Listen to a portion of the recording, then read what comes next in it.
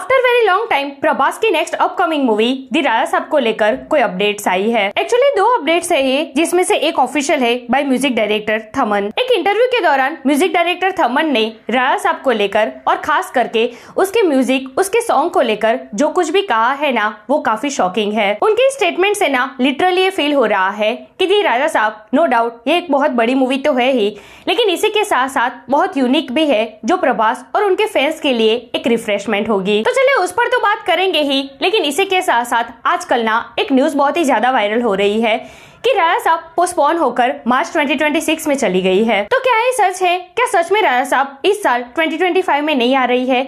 इस पर भी बड़ा खुलासा करेंगे। Let's check it out.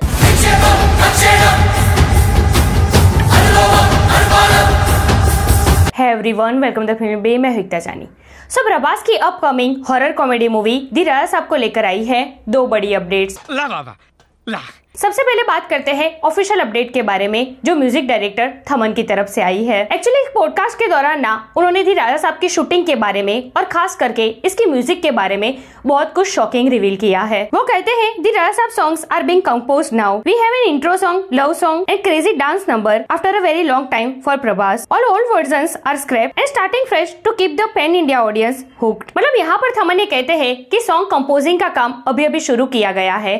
तो इंटरव्यूअर ये पूछता है कि अच्छा अभी अभी इसको शुरू किया गया है, तो कहते हैं कि मूवी के सारे पार्ट्स ऑलरेडी कंप्लीट हो चुके हैं एंड जस्ट अभी सॉन्ग कंपोजिंग का काम शुरू किया गया है। अब इस पर्टिकुलर लाइन को ना याद रखना, आगे वीडियो में इस पर बात करेंगे। फिलहाल वो ये कहते हैं कि राजा साहब के इस म्यूजिक, इस सॉन्ग में ना हमने कुछ फ्रेश स्टार्ट किया है, कुछ चेंजिंग लाए हैं हम। राजा साहब में इंट्रो सॉन्ग है, लव सॉन्ग है, क्रेजी डांस नंबर है। After very long time Prabhas ऐसा कुछ करने जा रहे हैं विद अ कॉमर्शियल मूवी। तो हमने सोचा है कि सारे ओल्ड वर्जन हटाकर कुछ नया ट्राई करते हैं, कुछ अलग करने की कोशिश की गई है इस मूवी में। अब देखिए जो राजा साहब है वो एक हॉरर कॉमेडी मूवी है। इससे पहले प्रभास ने इस टाइप की मूवी कभी नहीं की है, ना बाहुबली से पहले और ना ही बाहुबली के बाद। उसमें भी म्यूजिक का टोटली यूनिक होना, जैसे कि अब तक हमने पैन इंडिया मूवीज में देखा है, खास करके थमन का म्यूजिक स्टाइल, उससे कुछ हटकर ट्राई किया है उन्होंने दी राजा साहब में। तो यार ये मूवी ना काफी डिफरेंट होने वाली है, काफी यूनिक होने वाली है और वे कहते हैं ना कुछ रिफ्रेशमेंट का काम करेगी ये प्रभास फैंस के लिए। स्पीड से पहले तो शायद राजा साहब में हमें नेवर सीन बिफोर अवतार में देखने को मिलेंगे प्रभास। यही नहीं, आगे जो थमन ने इस इंटरव्यू में कहा है ना, वो और भी ज्यादा दिलचस्प है। वो कहते हैं investment for Prabhas Raja Saab is bet 30 to 40 crore, one of biggest music deal ever. मतलब भाई राजा साहब की सिर्फ म्यूजिक में 30 to 40 करोड़ का इन्वेस्टमेंट किया गया है,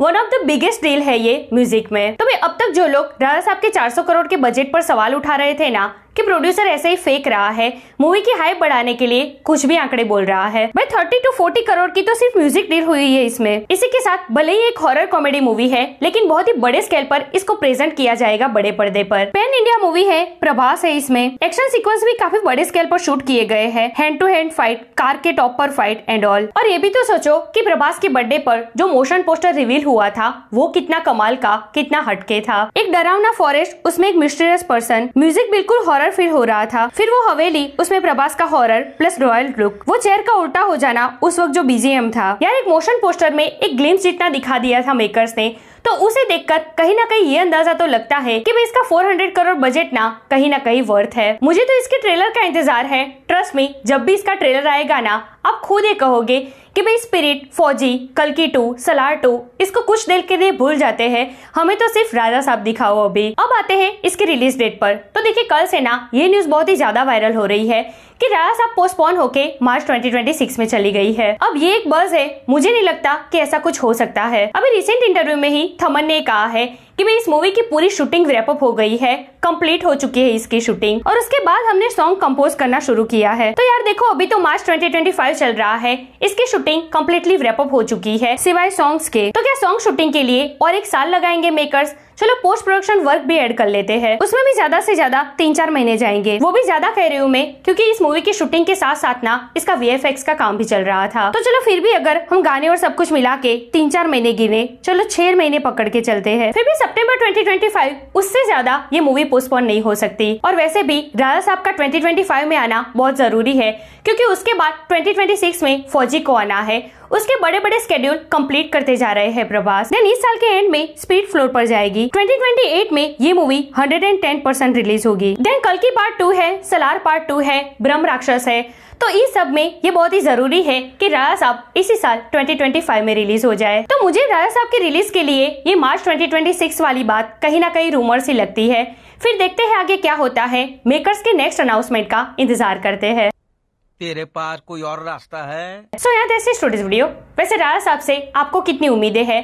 क्या लगता है आपको कि प्रभास की ये हॉरर कॉमेडी मूवी अपने डे 1 पर वर्ल्ड वाइड कितना कलेक्शन कर सकती है? कमेंट करके मुझे जरूर बताइए। ऐसे अपडेट के लिए हमारे चैनल को प्लीज सब्सक्राइब कीजिए। मैं मिलूंगी आपसे अगले वीडियो में एक नए रिव्यू के साथ। तब तक प्लीज आपका बहुत ख्याल रखिएगा। जय Hind. Raja Saab, we have started composing songs now. It's only starting now. Yeah, they finished the whole film part. Yeah. So now we have a. Do you like that process better? It's better, bro, because Prabhas sir is coming with a commercial song after a very long time.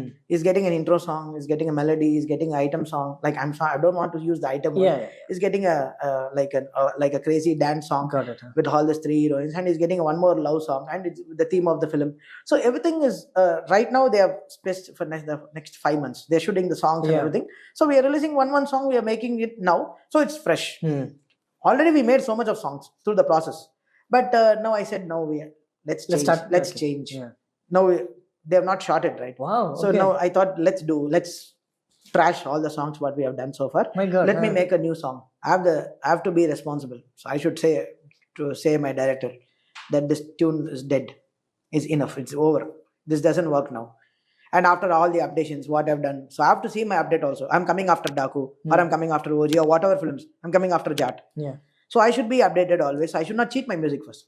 So I'll tell my directors on the face, and it's good to be true, bro. It's good to be true on that side because there's so much of investment from the audio company. They trust the music director and come. So to maintain that level, you see the 30-40 crore investment for an audio company, and the whole song has to work pan-Indian wise. And Hindi people also have to, like in the North, people also have to loop to the song. Yeah, Prabhas, yeah. And Prabhas is coming after a very long time with a commercial film. So then I had to put my heart out. So I don't